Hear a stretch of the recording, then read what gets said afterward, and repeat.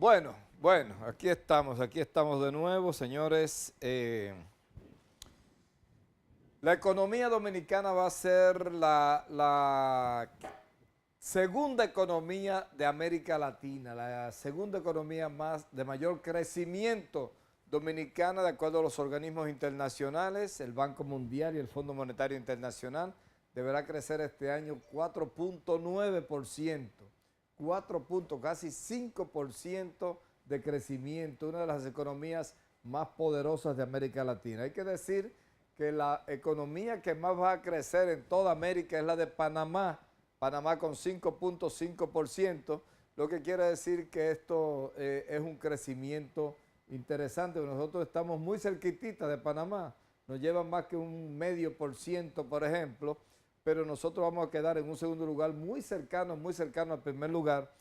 Pero esa es la continuidad que tiene República Dominicana, creciendo año tras año, creciendo de una manera consistente entre el 7%, 6,5%, y ahora la más bajita de todos estos últimos años es ahora que estamos en 4.9%, o sea, nos falta un pelito para un 5%.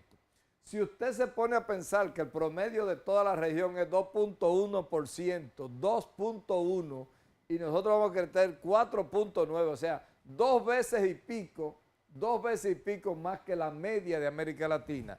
Brasil se cae en sus expectativas y Venezuela se cae en sus expectativas de crecimiento, están por debajo, o sea, en vez de crecer van a decrecer, y entonces América Latina tiene en República Dominicana una economía pero muy fortalecida, con grandes crecimientos y acondicionamientos. Eso nos ayuda muchísimo.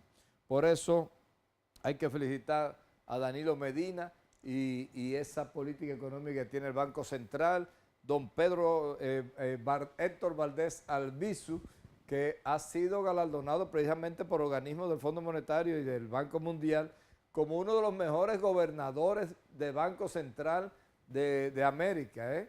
Héctor Valdés está entre los mejores gobernadores de los bancos centrales de América Latina. Ahí está Valdés Albizu como un gran líder en ese renglón por su estilo bien mesurado, comedido, sopesado, mantiene un equilibrio de la economía que al PLD le ha dado muy resultado porque habla de estabilidad, habla de confianza, habla de tranquilidad de los mercados, habla de un buen posicionamiento internacional. Si hacemos $1.000 millones en bonos, nos lo arrebatan de las manos, eso quiere decir que hay buena cantidad.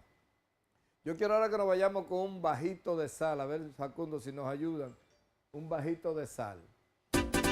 Eso está bajito, bajito de sal. Eso está bajito, bajito de sal.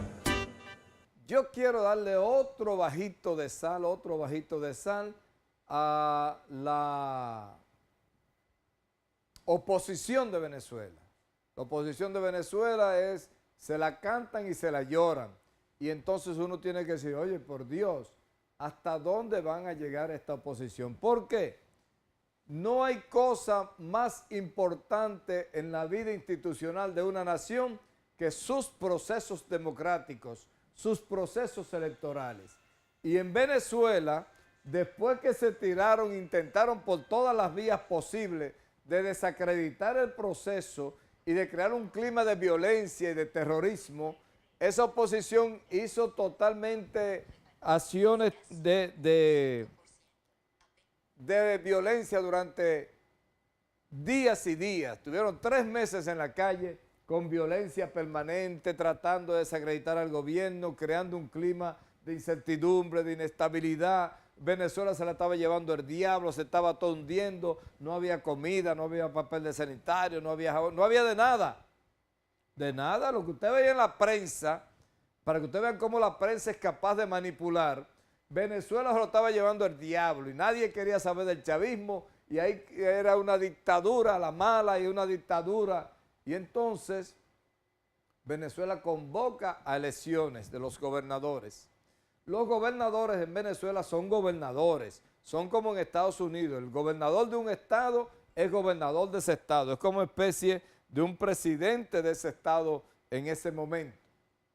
Entonces se eligen, los gobernadores se eligen en procesos electorales. De 23 gobernaciones que tiene Venezuela, que había en disputa, de las 23 gobernaciones, resulta que el chavismo ganó 17 y la oposición ganó 5 gobernaciones. 5 gobernaciones, incluyendo 2 de las más grandes del país. El Zulia, que dirige Capriles, es la más grande gobernación que hay en la República Bolivariana de Venezuela. Y entonces la ganó la oposición. Entonces, y ganaron creo que Táchira y ganaron otras gobernaciones. Entonces, ¿qué pasa? El chavismo se impuso en 17 de 23.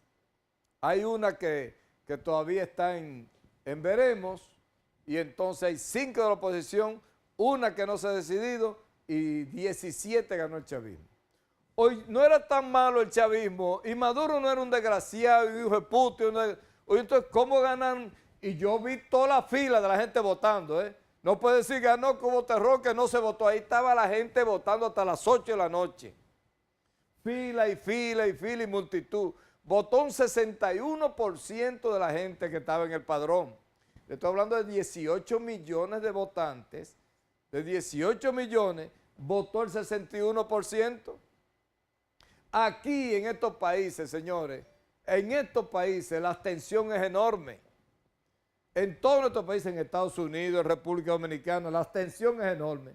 En Venezuela, la votación fue mayor que las últimas votaciones de elecciones. La última vez fueron 58% y ahora votó más de un 61%. Entonces, hay una representación real del pueblo de Venezuela. Y cuando el pueblo de Venezuela va a las urnas, entonces se ve que vota por el chavismo.